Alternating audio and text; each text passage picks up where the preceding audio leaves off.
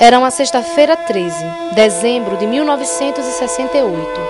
Com uma canetada só, o então presidente do país, Marechal Arthur da Costa e Silva, assinava o ato institucional número 5. Com 12 artigos, o decreto do AI-5 escreveria o capítulo mais cruel da ditadura militar.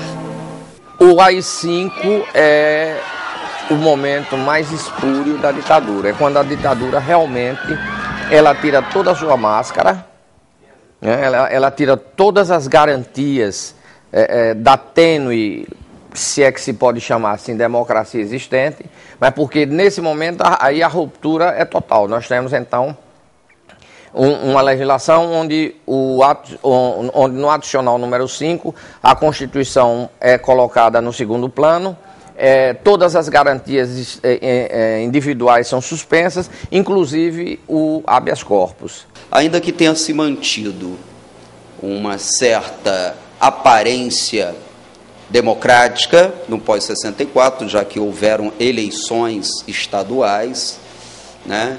Já em 68 você tem exatamente um fechamento do regime, daí vários autores colocar um golpe dentro do golpe, né?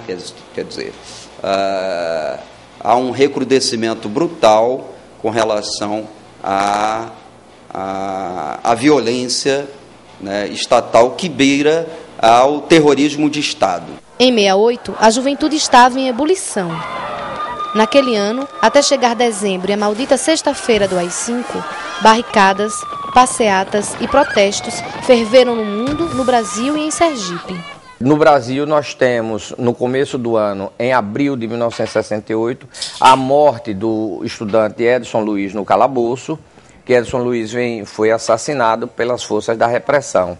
A partir daí, o movimento de esquerda, juntamente com os setores progressistas, intelectuais, a própria Igreja Católica, que tem um papel muito bonito nesse momento, então essas forças se juntam. No Rio de Janeiro culmina com a passeata dos 100 mil, e no país inteiro essas manifestações vão acontecer, a exemplo de Sergipe, onde o movimento estudantil organiza uma passeata e um culto ecumênico na catedral, em frente à catedral diocesana, arquidiocesana, pela morte de Edson Luiz. Nós tivemos em maio a criação da Universidade Federal de Sergipe. Em agosto houve a eleição foi criado o Diretório Central dos Estudantes, era o primeiro Diretório Central dos Estudantes que iria funcionar, e a chapa que eu encabeçava, que era uma chapa vinculada ao Partido Comunista, nós ganhamos a eleição. Em outubro de 1968, nós fomos a Ibiúna, e lá o Congresso de Ibiúna cai. A luta do movimento estudantil e da ala da esquerda brasileira assustava. Para os militares, era preciso um ato mais duro. Faltava só o pretexto. E não demorou muito para aparecer. Bastou o Congresso Nacional negar o pedido de cassação do mandato do então deputado Márcio Moreira Alves, do MDB.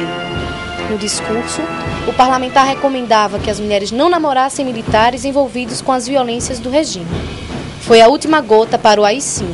Aí nós vamos ter um período de muito obscurantismo, né, na história brasileira, com violência, sequestros, mortes, assassinatos. Todo o sistema de pressão, de prisões, todo o sistema opressivo veio à tona, e a partir dos anos 70, o AI-5 mostrou toda a sua cara pernóstica e repressiva.